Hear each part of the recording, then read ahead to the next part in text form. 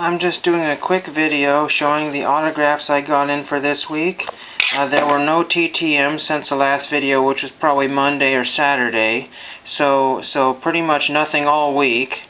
I did get a couple pickups from Goodwill that several people wanted to see, and I'll start off with those really quickly.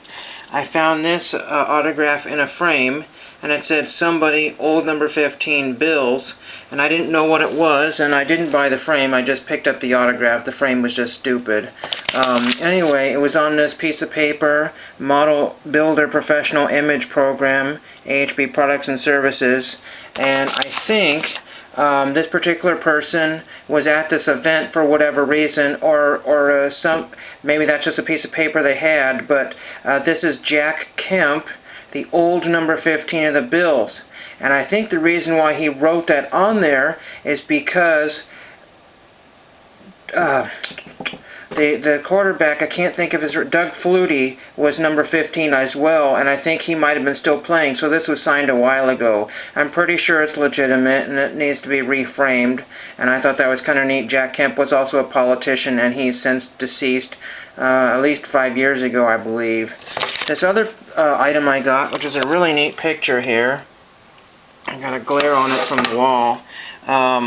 This is it's hard to see, but it's embossed a Ralph Eugene Smith, and it's autographed Ralph Eugene Smith in this huge heavy metal frame, like so. The only problem is that I think Ralph Eugene Smith is not anybody important. I don't know if he's a bank manager or a funeral director, or if he's just, you know, some guy that just liked his picture and signed with his autograph right there very nicely. So if anybody can find Ralph Eugene Smith or anything about him, there's lots of Ralph Eugene Smith, so don't be frustrated if you find the wrong one.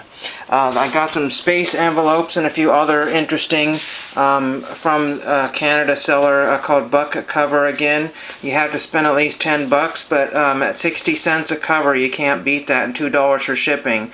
I think they paid $3 for shipping. Anyway, this is a typical Stretch of the Alaska Highway postcard. I just thought that was neat. First day cover there, batteries flashing. Space shuttle, which I could do something with. Big Bill Souter, I need to figure out where his address is. He's a soccer player. I'm not sure exactly where that address was. National League playoffs. The people were in these games for the Padres back in 1984.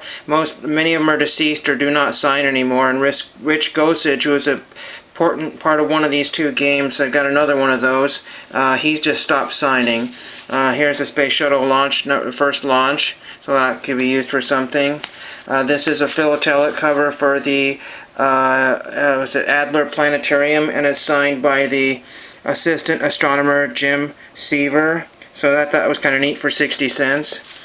AED, NASA satellite. It turns out that everybody on this project that's important has deceased. Here's a National Democratic Convention. I thought that was kind of neat, from 1984. Walter Mondale cover, and it turns out that last year Mondale stopped signing, so no more autographs for him. ITOS D. I think I mailed one of these off to somebody, but it has not come back yet. This is from 1972, another satellite. This is commemorating the 50 years of Boeing P-12 production first flight.